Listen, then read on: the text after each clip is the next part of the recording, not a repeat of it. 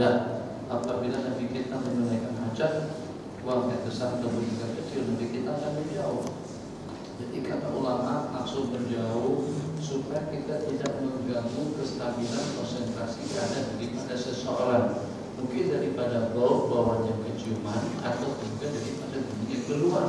Kenapa kita menjauh? Untuk kita menjaga pendengarannya, untuk kita menjaga penciumannya sampai ke tahap itu. Jadi dari beberapa bisa kita sebutkan tadi itu, yang pertama menjauh pada waktu kita menunaikan hajat.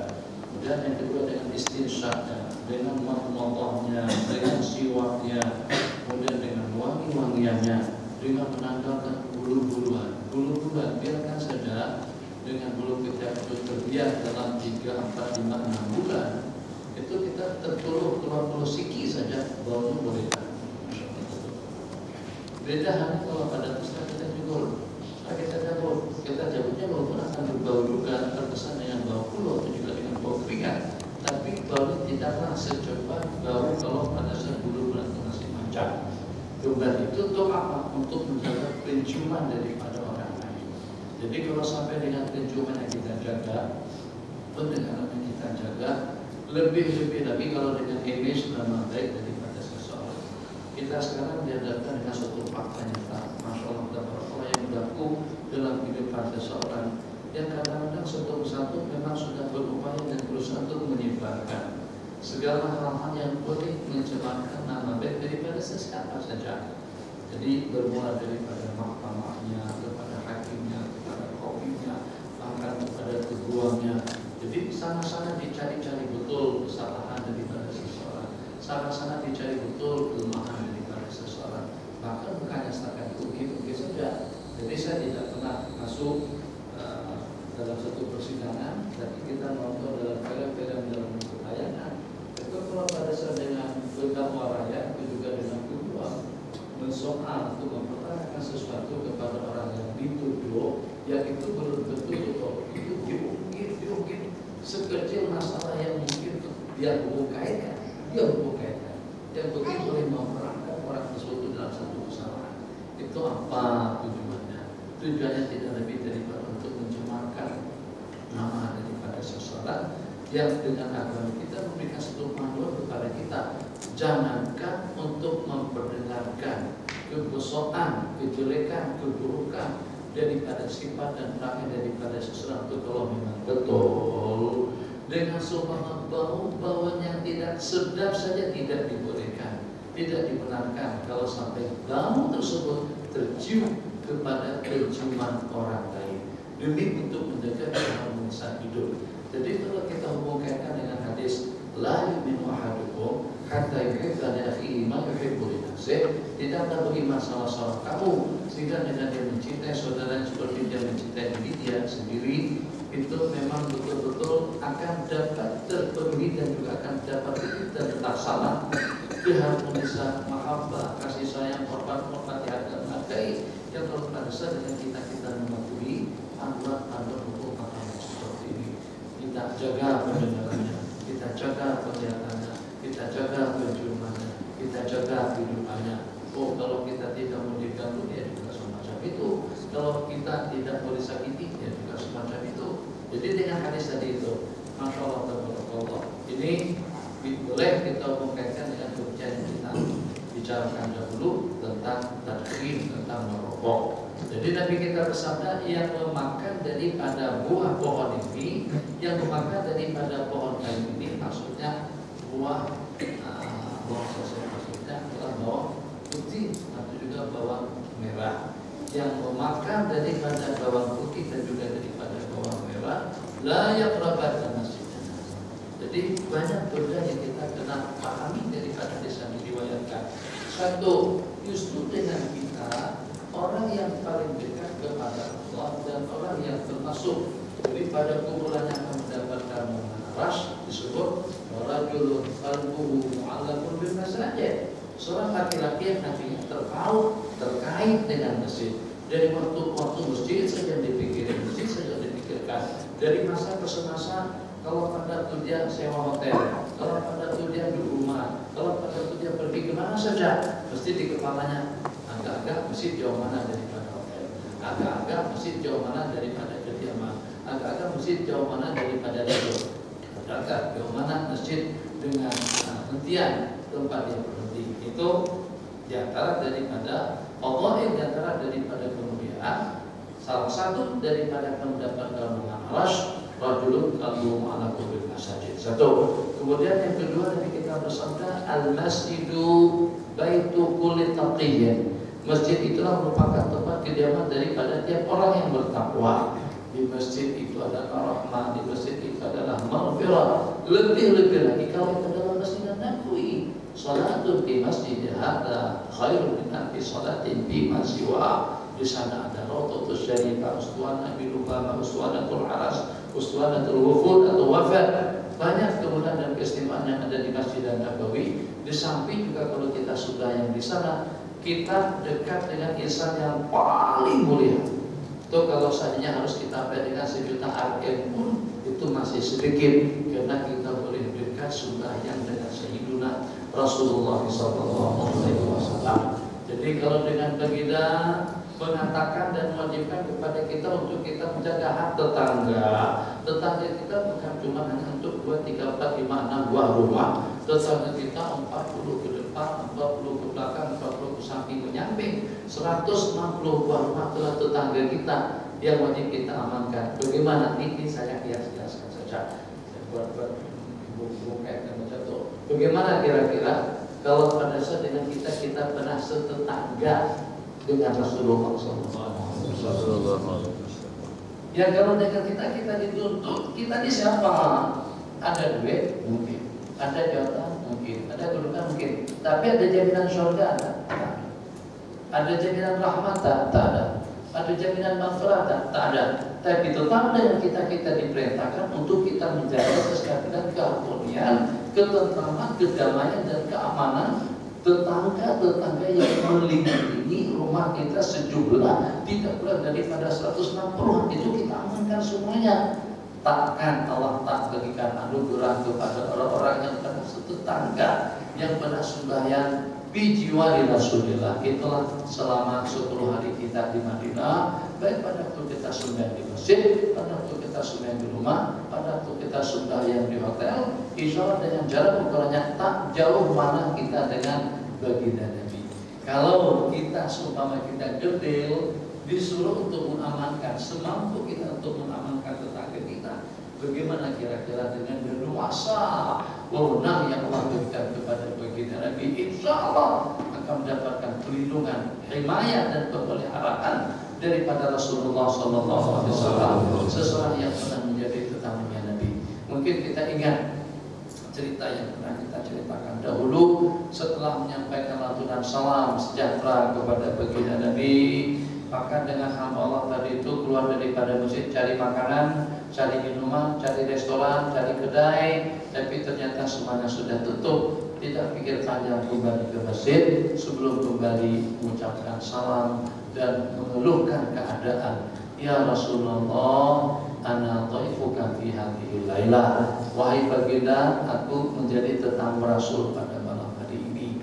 Masya Allah, dia tidur setelah mengucapkan kata-kata tersebut.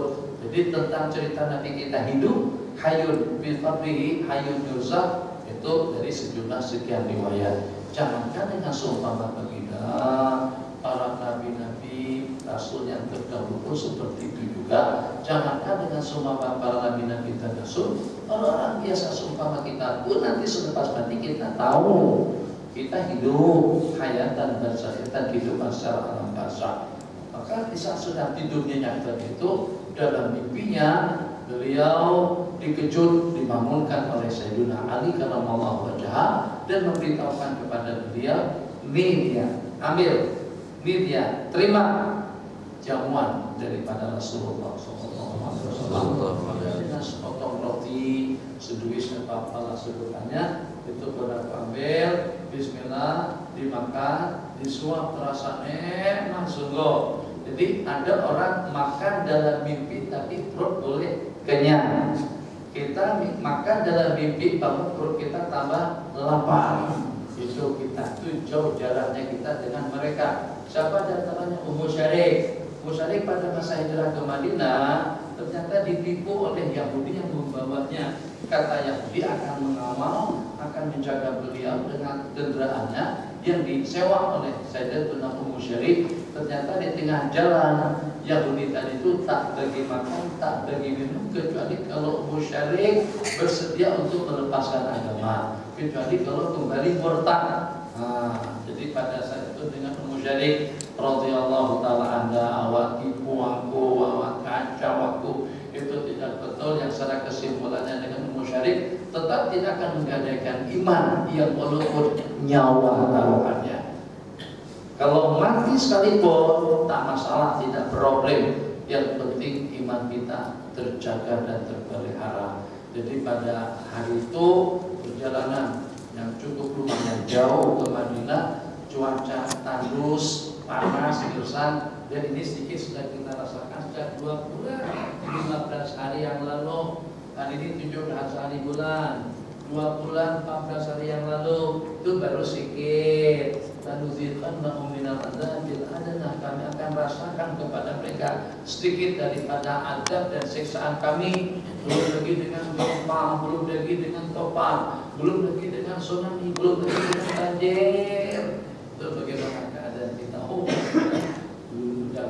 bunda bangku kebayang, salat istisqa, doa, salat hajat, sedekah, masya Allah, tabarakallah. Itu keadaan kita di Malaysia sejak pada beberapa hari yang lalu. Allah ingin katakan sesuatu kepada kita.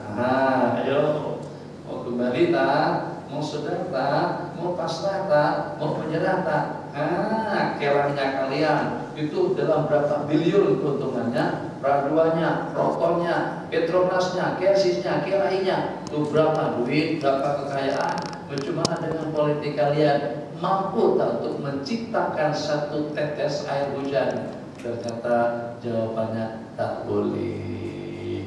Banyaknya orang-orang yang hebat tak boleh. Banyaknya duit dan kemampuan untuk memberikan jeruk, ternyata kita saja tidak boleh. Begitulah dengan hal-hal lainnya.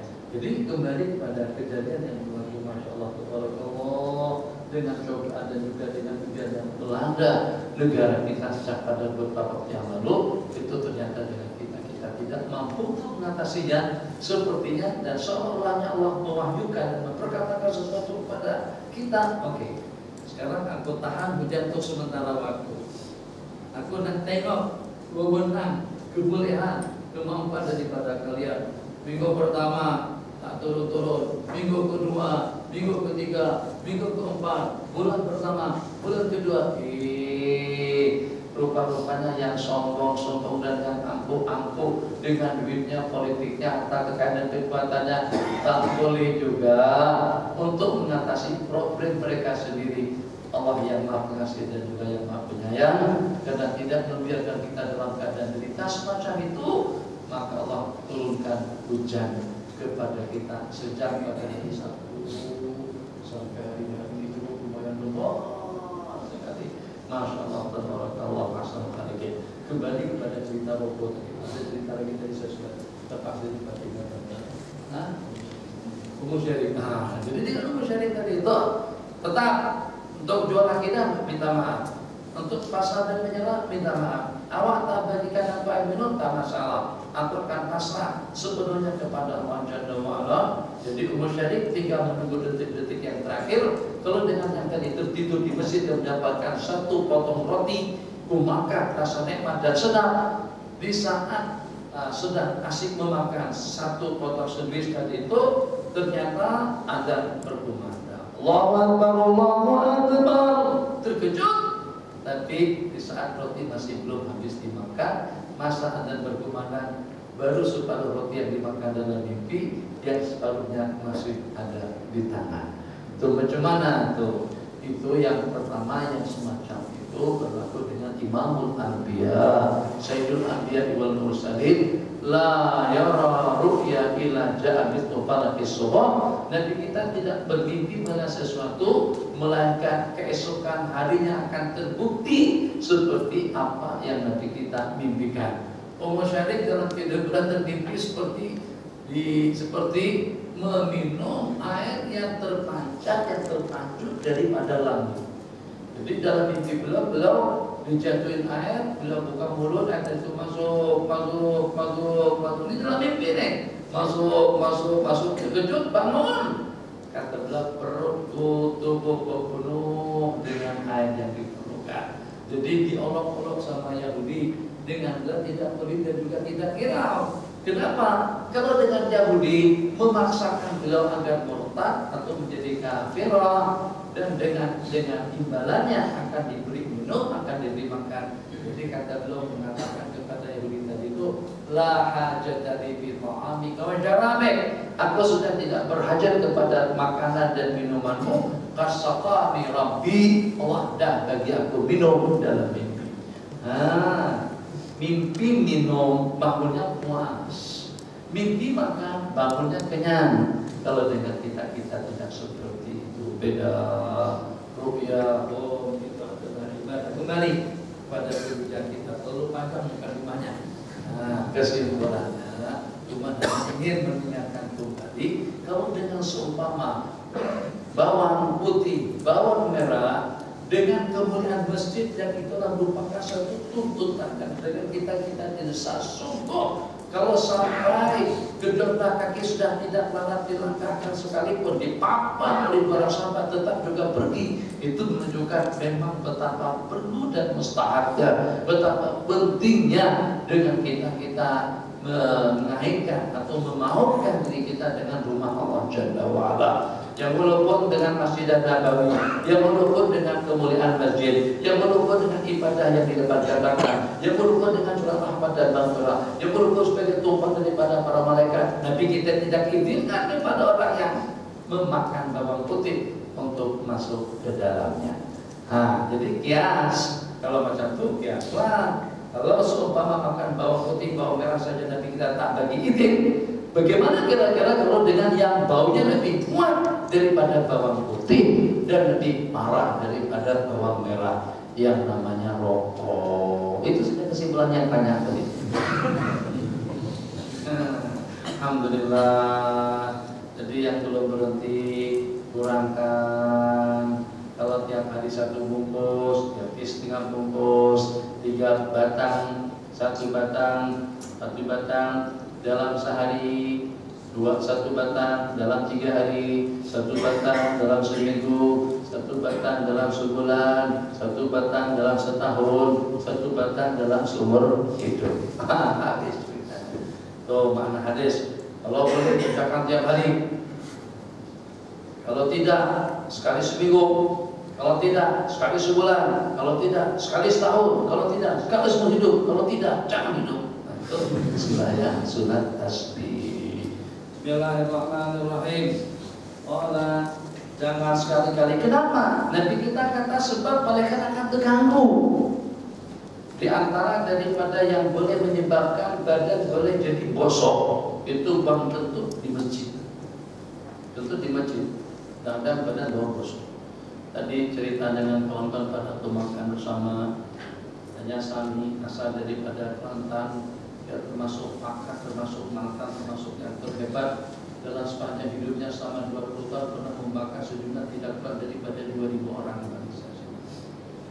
Sami terus bakar orang 2.000 orang tidak kurang. Tapi yang pada akhirnya dia masuk Islam.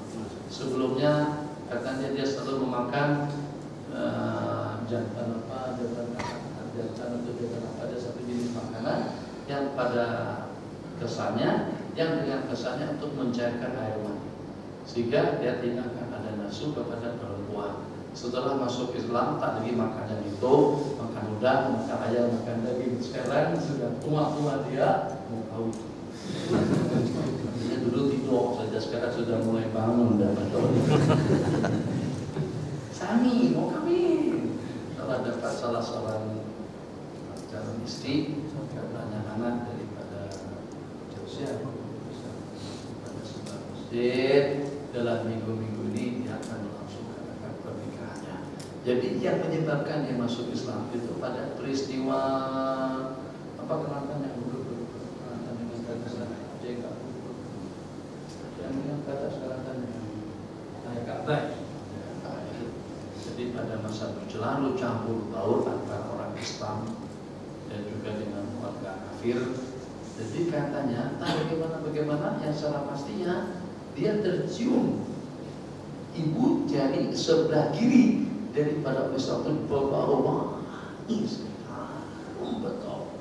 Yang kalau dengan telapak kaki orang kafir kosong, tanpa yang buka pun untuk dipastikan disunat atau tidaknya, hanya dengan cium telapak kakinya saya sudah ketahuan. Maka itu antara daripada anugerah nikmat Allah. Kemudian pengalaman datang, Anda baru dapat pengalaman ini disimpan. Sebab dari dulu pada rumahnya jadi tani.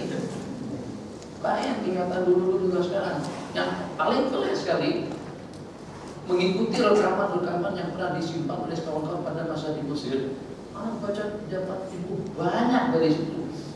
Terasa pelik. Jadi mungkin kalau kita buat biodata nanti, wa min masyayikhihi atau min asatidatihi, dan diantara daripada guru-gurunya dia sendiri.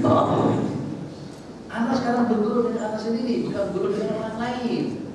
Yang anak berkata sejak 20 tahun yang lalu, tahun 85, 86, 87, itu sudah tak ada lagi dalam kepala. Sehingga kita terasa mendapatkan suatu maklumat baru, suatu benda yang kita tidak pernah memperkatakan setelahnya, tapi pernah kita perkatakan pada tahun 80, pada tahun 85, pada waktu di Mekah, pada waktu di Mesir. Nah, jadi seperti itu. Jadi pengalaman dia yang sejak 2.000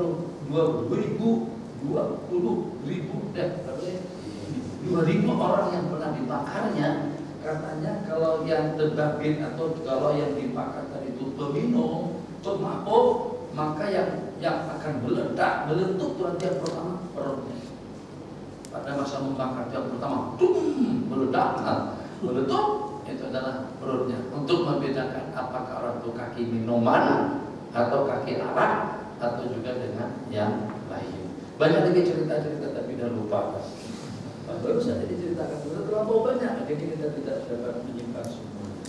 Malaikat tertaat terganggu daripada segala sesuatu yang mengganggu umat manusia. Kalau itu akan menyusahkan kita, bau-bauan yang kosong, tempat-tempat yang kotor, itu akan mengganggu tatapan dan pemandangan kita. Insya Allah, kalau Allah bagi duit, Allah bagi kekayaan, mendapatkan sumber yang halal, jalur yang boleh, dengan keuntungan yang banyak, buatlah rumah yang walaupun kecil tapi lawak dan cantik. Ada taman, ada air pancut, jannatin tajri min tahtiha al-anhar, atau dengan kebun taman yang mengalir air di bawahnya. Jadi yang sudah ada banglo besar, buat lagi saluran air daripada bawah. Jadi bagaimana kita buat tebing, pemandangan alami semula jadi kita menciptakan daripada sana supaya mengalir. Mungkin kita buat jembatan terserah, atau semuanya boleh dibuat, semuanya itu boleh dibuat. Mubadir tidak, untuk menggugah hati dengan keadaan nanti di dalam surga. Ya Allah, memang nikmat betul kalau pada saat kita melihat pemandangan yang seperti itu. Jannatin, surga atau jannah kebun, taman, kebun-kebunan yang di bawahnya terdapat air mengalir. Jadi dengan tujuan untuk apa saja? Dengan tujuan untuk mengingatkan kita kembali dengan nikmat yang telah Allah janjikan, anugerah yang akan Allah berikan kepada ahli-ahli surga nanti pada hari kiamat. Innal malaikata tata'adza mimma yata'adza minhu al-insu. Apa maksudnya? Maka pada saat ketika ada kotoran, ada najis, ada benda bersifat dan sebagainya, itu kita terganggu. Malaikat juga tidak berpengaruh seperti itu. Tapi pada saat dengan bau-bauan yang wangi, dengan pemandangan yang bening, dan juga dengan suasana yang nyaman, itu akan melegakan hati dan menyeronokkan. Insya Allah dengan para malaikat juga akan menyukai dengan keadaan seperti itu. Hadis Abi Dzar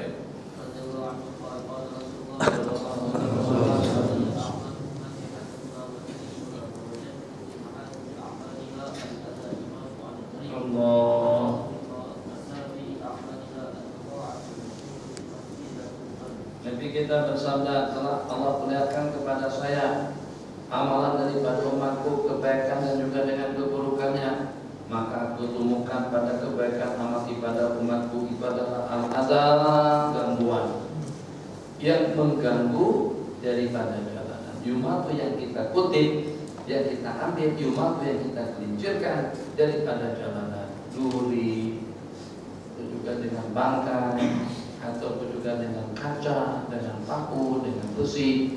Kita boleh bayangkan kalau pada saat dengan jalan kita mesti harus sampai 200. Kalau kita memandu kereta dengan kecepatan sampai 130, 40, 150 dalam 1 jam, terus ada batu sebesar ini atau kayu di tengah jalan atau di tol itu terlanggar dengan kita, Anda boleh bayangkan apa yang boleh berlaku. Bukannya setakat terlanggar itu saja, mungkin akan melanggar nyawa kita pada waktu yang sama. Mana? Inna lillahi wa inna ilaihi raji'un.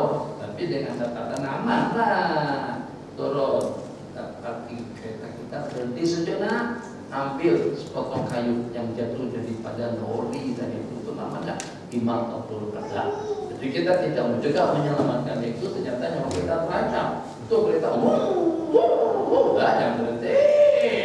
Dalam keadaan seperti itu sangat-sangat mengganggu keselamatan kita.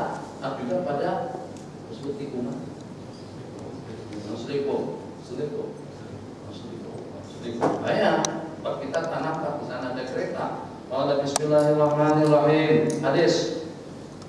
Wajatu bi masal amal ya, dan aku lihat di antara daripada keburukan amalan mereka nukha'ah, ada nukha'ah, ada nukhamah, ada mukhah.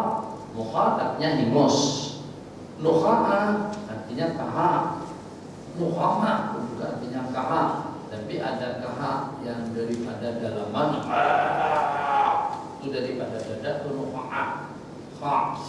Nukha'ah daripada dada. Ada juga daripada tenggorokan. Yang daripada tenggorokan itu namanya nukhamah. Jadi kita kata di antara daripada kesalahan atau kemungkaran yang tadi kita lihat, nukha'ah takunu bil masjidi la tutubah. Takunu bil masjidi la tutubah. Mungkin dengan kita ternampak ada tikus, ternampak ada cicak, ternampak ada najis, ternampak ada tai ayam kadang-kadang masuk ke dalam kucing. Itu jangan dibiarkan. Itu satu kesalahan kalau sampai kita biarkan ada kotoran-kotoran yang seperti itu. Qala Rasulullah sallallahu alaihi wasallam fi maradil ladzi lam yakum minhu. Tadi kita bersabda pada masa sakit beliau yang tidak sembuh, maksudnya sakit yang terakhir. Allah laknat Yahudi dan Nasrani. Ittakhadhu qubur anbiya'i masajid, di saat mereka menjadikan kubur para nabi-nabi mereka sebagai tempat sujud. Jadi kalau kita katakan yang Nabi kita laknat itu adalah membangun masjid atas kubur, kita katakan itu justru dengan Masjid Nabawi sendiri dibangun atas kubur orang-orang kafir. Yang walaupun menurut riwayat tanamannya, pohon-pohonannya itu ditebang, diketepikan, dan juga dengan kuburan orang-orang musyrik dikorek atau juga dibongkar, tapi yang secara pasti kubur bagi Nabi masih ada di tengah-tengah masjid. Satu. Kemudian yang kedua, ini riwayat yang walaupun tidak dapat dipastikan di mana posisinya, tapi diriwayatkan ada terdapat tidak kurang daripada 70 orang Nabi yang berkubur di Masjidil Haram. Jadi kalau secara mutlak masjid tidak boleh dibangun di atas kubur, bagaimana dengan Masjid Nabawi, bagaimana dengan Masjidil Haram, bagaimana juga dengan rencana cadangan dan juga dengan fakta nyata daripada mukminun ahlil kahf yang menjadikan kuburan ahli kahfi atau yang membangun masjid di atas kubur mereka. Kalau tadi naqadabu ala amrihim alladhi tanat takhidanahu wa takhidana alaihim wa qala alladziina naqadabu ala amrihim, berkata orang-orang yang terkalahkan fisikalnya, politiknya, kehidupannya, orang-orang yang dizalim, mereka berkata lanatahidanna alaihim, kami akan jadikan di atas kubur-kubur mereka masjidah, artinya masjid. Jadi daripada itu tidak ada larangan untuk kita membangun masjid di atas kubur. Tapi bagaimana dengan hadis yang di sini? Di sini mengatakan Allah laknat Yahudi dan Nasrani yang membangun masjid di atas kubur. Jadi kata ulama, kita kombinasikan antara dua hadis yang diriwayatkan. Makna daripada larangan tersebut itu bukan maksudnya masjid-masjid yang ada kubur di dalamnya. Masjid Imam Syafi'i kubur beliau ada di dalam, kubur daripada Abdullah bin Hakam, kubur daripada ahli kerajaan, kubur Masjid Imam As-Suyuti, Masjid Imam Syarani, hampir semua imam-imam besar, ulama-ulama besar di Mesir yang berkubur di sana, kuburan mereka di dalam masjid atau masjid bersampingan dengan kubur. Siapa yang nanti disebut? Saya sebutkan 10 secara cepat. Masjid Imam Abil Abbas Al-Mursi, Masjid Imam Syafi'i, Masjid Imam Badawi, Masjid Syaraf Syarani, Masjidnya Imam Yaqut Al-Arash, Yaqutul Arash, Masjid daripada Imam Badawi sudah, Masjid daripada Sayyidah Suki, Masjid Sayyidina Masjid, Masjid Sayyidatuna Uqbah bin Nafi', Masjid Sayyiduna Atta Imam Amin Ibn Atta'illah Sakandari, semuanya ada kubur. Kubur para ulamanya tadi itu ada di dalam masjid atau di samping masjid atau berdekatan dengan masjid. Tak kalau ulama kita itu tidak apa dan tidak mengerti, baru dengan salafi yang zaman kita sekarang yang paham betul tentang hakikat itu. Sebab ini suatu kesepakatan yang turun temurun dan juga berlaku sejak daripada zaman dahulu. Dan dengan keterangan daripada ayat yang paling tidak, kalau dengan mereka tidak mau, hak mereka punya pandangan dan bisa seperti itu. Tapi jangan sekali-kali mensyirikkan, mengatakan syirik terkutuk atau juga terlaknat kepada orang-orang yang sembahyang di masjid, yang di dekat masjid itu ada kubur. Kita tidak menyembah kubur. Di samping mungkin bahasanya sudah kita bahasakan sebelumnya, dari sudut mana kesensitifan seseorang sembahyang dekat dengan kubur selama kita tidak menyembahnya, yang pada saat kita meyakini berdoa menghadap orang yang hidup tak ada masalah. Sembahyang di samping orang yang hidup juga tidak ada masalah. Bermunajat, berinti-inti dan menangis di samping orang yang hidup juga tidak ada masalah. Sekarang apa masalahnya kalau pada waktu kita berdoa di sini kubur, di sini makam Imam Jalaluddin As-Suyuti, di sini makam Imam Taqiyuddin As-Subki, ini makam Imam Nawawi. Jarak kubur terus kita berdoa samping kubur, atau syirik. Syirik kalau kita menyembah kubur, kalau kita minta kepada kubur. Kalau dikatakan mereka mati, orang mati itu hidup. Buktinya, kalau memang mati, kenapa kita kunjungi dan kenapa kita ziarahi? Kenapa kita ucapkan salam di samping Nabi kita bersabda, salam kita itu akan disahut. Jadi, untuk bukan membetulkan, untuk kita memahami maksud daripada di sini, makna daripada laknat dan kutukan tersebut, Allah laknat orang-orang Yahudi dan Nasrani yang menjadikan kubur para anbiya mereka sebagai masjid, artinya tempat sujud. Ini kubur dia sujud di kubur dan itu bilkir tepat sudah disepakati hukumnya haram dan boleh membawa kepada syirik. Qala Rasulullah sallallahu alaihi wasallam ittakhidhu fi buyutikum min salatikum, ij'alhu, jadikanlah, bagilah buat tempat duduk kalian itu daripada ibadahmu. Jadi elok kalau rumah kita besar, tak besar pun tak masalah. Akhir-akhir ini atau dalam beberapa minggu terakhir ini, pada masa di Kucing dan juga pada masa di Miri, kemudian ketika pada masa di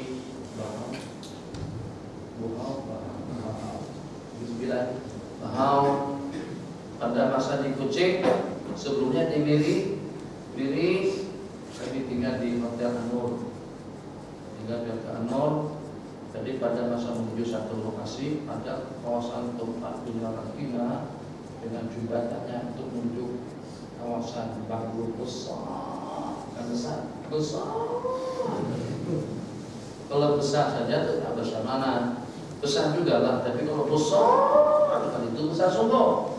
Hanya sedikit saja lebih kecil daripada istana Tuan Sultan Abdul Halim Banu Syah yang ada di sini, yang ada di KL. Satu. Pada masa di Kucing tinggal di Hotel Merdeka Pelis.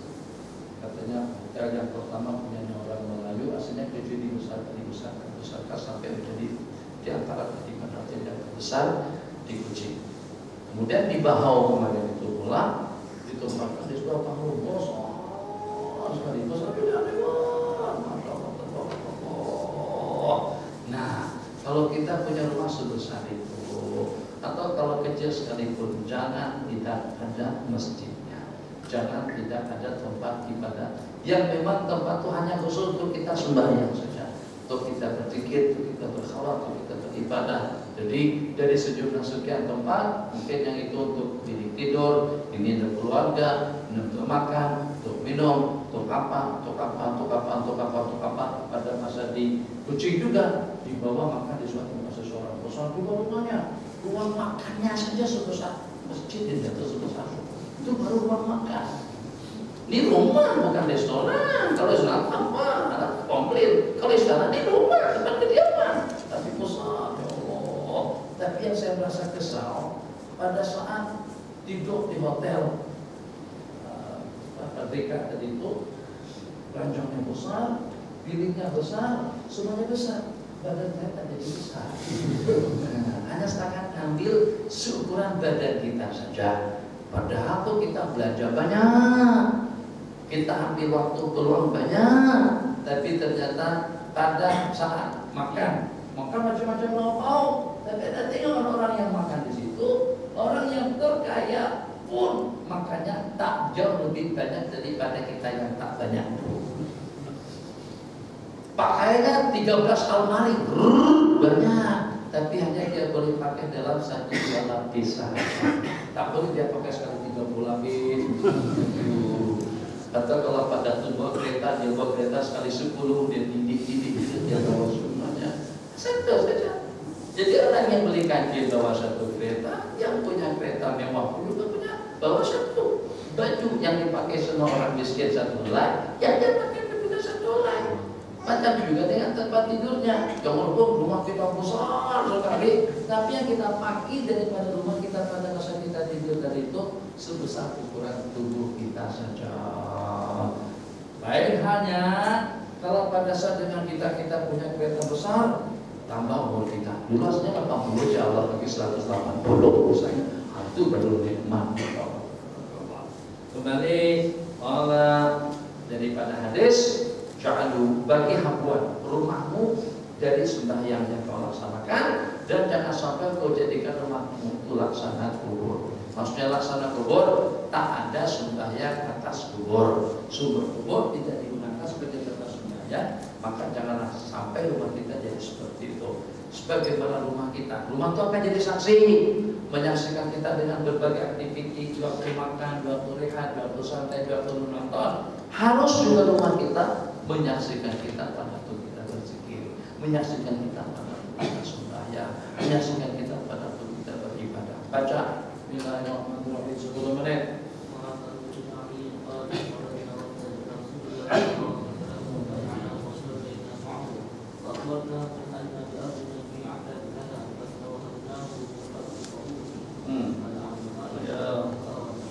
Jangan syirik nih, baca dulu, dengar dulu kata kita, kata jangan langsung komplit. Kalau jenawab dan kata Talib Ali, kami berangkat sebagai rombongan. Kalau jawab dan kami berangkat sebagai delegasi. Kalau ila Rasulullah Sallallahu Alaihi Wasallam. Setelah sampai ke Madinah, kami bayat baginda Nabi dan kami sembahyang dengan baginda Nabi. Wa akhbarnahu, dan kami beritahukan kepada baginda Rasulullah SAW bahwasanya di tempat kami itu ada gereja, atau di tempat kami itu ada biak. Biak itu adalah sama dengan masjid tapi punyanya orang Yahudi, punyanya orang Islam namanya masjid, punyanya orang Kristen namanya gereja, punyanya orang Yahudi namanya bi'ah atau bi'ah. Jadi setelah mereka beritahukan di tempat kami berterbat bi'atan lana fastauhabanahu min qati tahurihi, maka kami meminta yang tersisa atau saki-baki daripada air wudhu beliau, meminta saki-baki daripada bekas air wudhu Nabi. Jadi itu kami nak meminta ya Rasulullah, kalau boleh kami nak meminta saki-baki daripada wudhu kita. Maka Nabi kita pun meminta air, fatawadda'a, Nabi kita berwudhu, kumur-kumur, qala summa sabbahu lana fi idawatin. Kemudian bagi air tadi itu Nabi kita tuangkan ke dalam jug atau ke dalam bekas atau kepada bejana. Wa amarana, dan memerintahkan kepada kami, qala khruju, Nabi kita kata berangkatlah kalian. apabila kalian sampai ke tempat tinggal kalian, tempat tinggalnya masing-masing, faksiru bi'atakum, rontok, hancurkan, musnahkan gereja tempat ibadah kalian itu, wambahu makanaha bihadama, dan siramkan, tuangkan, basuh bekas bi'ah tadi itu dengan air ini. Wattahidu habas tidak banyak yang dapat kita ambil. Problemnya kalau kita nikahkan dan terus kita jadikan, kan kalau dengan mereka kan janji macam itu syirik. Datuknya kita air, kita baca atas air, kan namanya bara. Astagfirullahaladzim. Karena itu senang saja. Tadi ada orang tanya, katanya Syekh, bagaimana cara mengatasi orang-orang yang senantiasa mencerca dan mencaci maki kita, khususnya di kalangan Wahabi dan salaf yang ekstrim, selalu saja menyalah-nyalahkan, membid'ahkan dan mencerca dan mencaci maki kita. Bagaimana cara kita mengatasinya? Saya kata tumpuk paralisi. Itu bagaimana? Itu bil hikmati wal mau'izatil hasanah. Bil hikmati wal mau'izatil hasanah itu keadaan, mungkin dengan cara dialog, mungkin dengan cara muzakarah, mungkin dengan cara yang agak kasar sedikit, mungkin juga dengan cara seperti tadi. Sebab yang Nabi kita ajarkan kepada kita dalam rangka untuk mengatasi perkara mungkar pun kadang-kadang seperti itu. Kadang-kadang Nabi kita lembut, kadang-kadang Nabi kita senyum, kadang-kadang Nabi kita marah langsung, kadang-kadang kemarahan daripada kita sampai ke puncaknya, yang dengan bagian tidak akan reda kecuali kalau dengan perkara mungkar tersebut itu lenyap dan hadis. Jadi Nabi kita suruh, Allah, Nabi kita suruh di bawah nih sejak air nih, bekas duduk Nabi. Nabi kita kalau kalian sampai ke tempat, ke kampung halamannya, rontokan gereja itu, tuangkan air dan semprotkan, siramkan ke atas bakas bangunan tersebut dan bangun masjid di atasnya. Berarti boleh bangun masjid di gelap-gelap malam. Berarti boleh bangun masjid daripada tapak gereja, dulunya kuil, dulunya kibiah, dulunya tempat maksiat, runtuhkan, hancurkan, musnahkan, baru bangun. Tadi malam saya terpikir seperti itu. Jadi, Masya Allah, tabarakallah, ahsanul khaliqin. Ada beberapa waktu yang lalu, bagaimana kira-kira Allah akan turunkan hujan rahmah dan maghfirahnya kepada kita, sedangkan di penjara-penjara kita terdapat puluhan orang, bahkan ratusan, mungkin juga ribuan yang terpenjara, kadang-kadang masih belum dapat dipastikan apa sih kesalahannya. Banyak orang-orang yang mazlumin, jadi iman yang terpenjarakan tanpa ada kesalahan pasti hanya dengan didakwa saja. Didakwa, dituduh saja sudah boleh disanksi-sanksi, ada belum pasti dengan kesalahannya. Satu. Kemudian yang kedua, kita teringat dengan cerita-cerita menarik zaman dahulu. Jadi kata salah seorang daripada Nabi, kata salah seorang daripada wali, macam mana Allah boleh turunkan hujan, macam mana Allah boleh temukan MS 370 atau Boeing 777 yang pada saat yang mencarinya itu bomoh dengan teropongnya. Jadi pertemuan itu Islam tidak benarkan. Tapi kita bersabda, kata bal munajjamu nawain sadaku, bohong paranormal, dukun, bomo, yang walaupun pada saat mereka berkata betul, yang pada masa mereka jujur pun tetap nanti kita katakan dusta. Man ataka kahinan, barang siapa datang menemui dukun, wasadaka bima yaqul, wasadakahu bima yaqul, dan percaya dengan kata-kata ucapan yang diucapkannya, sembelih ayam, sembelih, taburkan, pilih yang kakinya kuning, yang kepalanya hitam, kemudian yang bulunya putih, misalnya dari ayam yang semacam itu. Nah, nanti sempat disebut letakkan di pokok kayu mana, ada juga yang buat kenapa? Dengan mendapatkan sokongan pilihan raya yang akan datang. Nah, jadi percaya dengan banyak kalangan orang-orang politik, banyak macam juga di kalangan bintang atau binatang-binatang alam untuk memastikan karirnya macam mana, boleh dalam jangka berapa lama dia bertahan sehingga sampai mengungguli dia sebagai wanita atau sebagai artis, sebagai atlet atau sebagai seniman yang paling populer di dunia. Jadi dia tidak tahu mau sampai kapan dengan penggemar dan penyokongnya datang kepada pemohon, coba tolong diramalkan agar kalau saya bertanding boleh menang tak? Kata pemohon, boleh, tapi dengan 3 syarat. Syarat yang pertama macam-macam, ya mungkin kue lapis kan, kue kakak, makan. Syarat yang kedua ini kena ditebus. Ini kena ditebus mahal. Sebab ini jabatan, ini kedudukan. Awak kena bersedekah dulu, bukan bersedekah ke masjid, sedekahnya ke situ. Macam-macam bohong, buat orang kacau saja. Itulah kita diolok-olok sama mereka. Naik kapet, pakai kapet, terbang menurut tak jumpa-jumpa juga. Jadi macam mana? Jadi kata salah satu daripada wali Allah tadi itu kepada gubernur atau kepada khalifah yang berkuasa, macam mana awak akan boleh ditolong Allah, macam mana hujan akan Allah turunkan, sedangkan masih terdapat sekian puluh yang terzalimi di dalam bencanamu. Bebaskan mereka daripada bencana terlebih dahulu. Mohon sepatah kata rangkaian doa secara santai, secara santai pun dengan kita memohon dan meminta, insya Allah akan dikabulkan oleh Allah Jalla wa'ala. Wallahu maka Nabi Agama, tapi kita kata semprotkan air tadi itu dengan semprotkan tempat itu dengan air ini, dan itu masjidah, jadikan tempat itu sebagai masjid. Jadi kata mereka, innal balada ba'id. Oh, negerinya itu jauh sekali. Pertama jauh, yang kedua cuacanya panas. Wal haru syadid wal ma'un yanshab. Sedangkan itu akan kering. Coba tengok arahan daripada baginda. Bagaimana?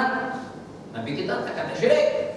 Tempatnya jauh, cuacanya panas. Mau tidak mau ada sedikit seperti ini akan kering. Apa sabda Nabi? Qala muddu minal ma. Maksudnya kalau seandainya agak-agak sudah kering, tambah air. Kan ada orang minta air Jambi 1 botol aja, tapi tak pernah habis. Boleh dipakai untuk satu keluarga dan seumur hidup. Sebelum habis tambah lagi, sebelum habis tambah lagi. Itu masih air Jambi juga Pak. Insya Allah. Ya paling tidak dia campur. Adalah pokoknya dengan Jambian yang dahulu. Tapi mungkin barangkali kesannya tidak seperti yang sebelumnya. Mungkin juga lebih. Awalnya lebih kuat daripada yang sebelumnya lagi. Allah fa'innahu, Nabi kita kata tambahkan saja airnya. Fa'innahu la yazidu wajibah. Dia tidak menambahkannya, melainkan segala kebaikan. Hadis sedikit lagi.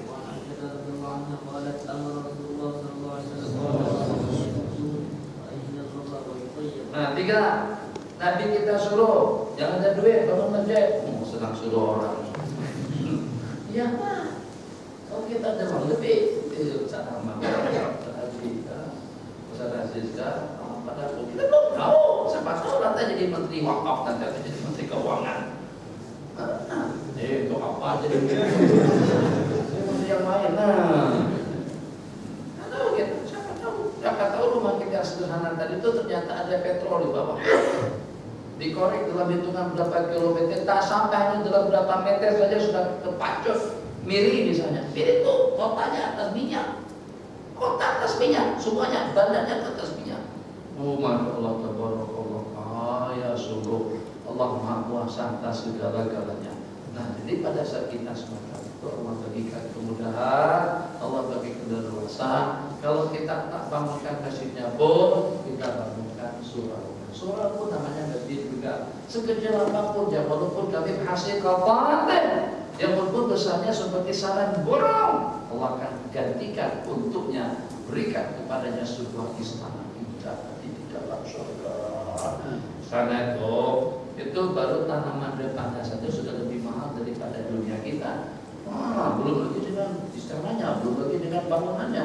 Baru dengan depannya saja, pintu pagarnya saja, background KLCC tidak beli-beli. Itu tanah dalam surga mahal.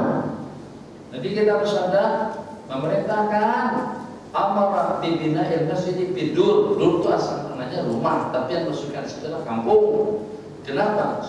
Kampung telah kumpulan dari beberapa buah rumah. Sebagaimana kampung itu diistilahkan dengan walamma waradama Madiyana. Pada saat ketika Nabiullah Musa sampai ke perkampungan Madian. Kenapa jadi kampung? Sebab biasanya orang akan berkampung di sebuah tempat kalau di kampung itu ada air. Tak ada air tidak akan di situ. Kemarin itu kita di Saudi yang berlaku 2 hari. Rupa-rupanya tangki air itu tak cukup untuk 2 hari. Baru 1 hari setengah harinya ada yang ke masjid, ada yang mandi di masjid. Itu tak payah tanya lah. Ada itu pergi kemana? Air tak ada. Apalagi kawasan kita ini cukup lumayan tinggi. Dan di bawah sana air masuk. Air dah datang hari itu. Kita masih belum sampai ini karena kita di atas. Mereka di bawah. Satu terpikir pada masa itu, gimana kalau 3-3? Gimana kalau sampai seminggu keluar, seminggu mati. Baru sampai pada hari kedua. Jadi pada masa kita pergi ke Sungai Buaya, kalau Sungai Buaya ada di kurang, ada buayanya di situ, di ada sungai termati. Wah, tak mustahil nanti pada satu ketika dengan kita akan beratur bawa kayu ambil air cedok air daripada sungai tadi itu. Kenapa? Sebab air sudah putus, sudah ada melaka habis, 59 habis. Kita Allah ada apa? Antara Selangor kemarin sudah dua datang, 2 tidak ada, 2 datang, 2 tidak ada. Alhamdulillah sekarang sudah bersambung. Jadi yang terbayangkan dalam kepala pada masa itu wartawan daripada Afrika Selatan, daripada Nigeria, Somalia, bawa kamera gambar masukan kita. Wah, ini Asia Tenggara masalah kehabisan air. Kalau dulu kita yang menggambar, mereka pada saat mencedok air daripada sungai. Sekarang orang-orang Melayu Malaysia kehabisan air juga. Mereka masuk dalam Facebook, Masya Allah. Tapi Allah masih sayangkan kita sehingga sejak hari Sabtu kemarin hujan sudah mulai membasahi permukaan negara kita. Allah. Ya Allah. 1, bangun masjid di perumahan, di taman, atau juga di kompleks perumahan. Yang kedua, wa ayyunallah, masjid itu dibersihkan. Tempat yang paling bersih, kemas rapi, cantik dan elok. Wa yuqayyam. Jadi ya supaya kita tidak ada hati, tak ada rasa itu dan ini. Kita datang awal pada hari itu, habis 1 botol malaikat subuh. Malaikat subuh juga lumayan. Kan kalau pada orang ramai nanti macam-macam, kita lah tak boleh ngawal hati orang lah kadang-kadang. Subuh dia tak kayalah masjid harum manapun. Kita tengok orang buat-buat kebaikan kadang-kadang kita beli. Nah, jadi untuk daripada itu semuanya, dia sudah tadi kadang-kadang ketiga, kadang-kadang dia duduk, kadang-kadang duduk berzikir tapi bawah juga ikut berzikir, ngantuk bentar. Mulut dia bu di bawah.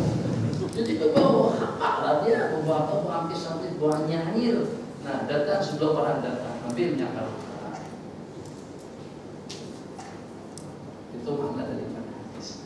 Pahala dan besar. Kenapa? Sebab mewangikan penciuman, sebab mengundang para malaikat, sebab memuliakan tempat ibadah, tempat sujud, tempat kita mengabdikan diri kepada Allah Subhanahu wa taala.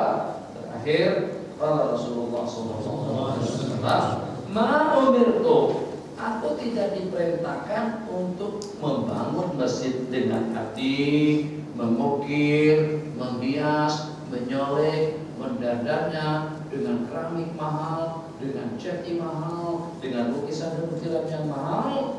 Qala Ibnu Abbas radhiyallahu ta'ala anhuma, la tuzakhrifannaha, kalian akan mengukir, melukis dan membuatnya seperti nasib Masjidil Haram. Mana dengan bangunan Turki yang penuh barakat sudah tak ada lagi. Mana dengan bekas telapak kaki Nabi sudah tak ada lagi. Mana juga dengan peninggalan pertama Nabi kita melaksanakan dengan malaikat Jibril sudah tidak ada lagi. Mana yang namanya tempat lahir bagi Nabi sudah tidak ada lagi. Yang ada nanti kalau 500-600 tahun ke depan itu dengan bangunan-bangunan mewah, hotel-hotel besar di depan Masjidil Haram dan juga dari kata samping menyampingnya. Jadi yang kelihatan itu nanti bukan di Ka'bahnya. Sekarang sudah banyak tuh. Yang jadi kebanggaan bukan Ka'bahnya, jadi kebanggaan jam yang terbesar di dunia. 36.000 pound beratnya. Itu dengan jalurnya dari sini sampai ke sana masih panjangan jalur itu. 21 meter panjangnya jarum tadi itu. Jarak ukuran 20-30 km. Kalau kita tengok ke jam yang terbesar di dunia tadi itu, seakan-akan seperti dalam hitungan 1 km saja. Tapi begitu kita tempuh jauh lagi berjam-jam atau setengah jam lagi kita baru sampai. Kemuliaan, keagungan apa? Yang paling pelik sekali peninggalan-peninggalan baju jubah, baju pakaian bin Musaimin, apa? Itu diabadikan. Tapi seperti kubah itu katanya direncanakan akan diruntuh juga sama. Nah, biarkan supaya kita boleh tengok peninggalan kesederhanaan yang ada di zaman Rasulullah. Terus kalau masuk dalam museum jadi tontonan orang banyak. Kenapa peninggalan bersejarah semacam itu tidak diabadikan? Yang diabadikan sama mereka justru Madain Soleh. Itu kampung yang telah Allah turunkan bala adat dan malapetaka, Madain Soleh. Dan juga dengan satu lagi Madain Soleh yang ada di Tabuk, kamu yang itu minal buyuti minal jibali buyuta. Tuh di situ itu abadi karena jadi pusat racungan. Sementara kalau seumpama dengan Ka'bah Masjidil Haram sekarang semuanya sudah mau dirombak. Maka kalau pada saat kita masuk ke Masjidil Haram, dia kelihatan itu adalah ini Almani, ini Jepang, Jepun, ini Korea, di Cina, ini apa, keutuhan masjid yang ada di zaman kita atau zaman sahabat. Paling tidak zaman salafun saleh lah, itu sudah tidak nampak kelihatan. Itu tidak diabadikan sebelum mereka. Jadi kata Sayyidina Abbas, kalian akan mengukir masjid karena zakharabatin nasara wa yahudu sutul kalian. Dan yang parah daripada tanda-tanda kiamat ayat tabahan nasu bil masjid. Ya imam bil masjid atau bil masjid. Ada dua penafsiran, orang berbangga-bangga di dalam masjid atau membangga-banggakan masjid. Mewah, cantik, indah, bagus. Kalau kita melihat ukiran lukisan Mesir Maroko, Raja Al-Hasan Musdali itu boleh mengalahkan Masjid Nabawi dengan Masjidil Haram. Segi bentuk lukisan. Jadi ya kelihatan kedengaran, wah cantik betul, wah indah sungguh maksudnya. Jadi bukan kekhusyuan, ketenangan dan ketenangan. Kalau kita sambungkan. Sallallahu alaihi wasallam wa ala alihi wa sahbihi sallallahu alaihi wasallam.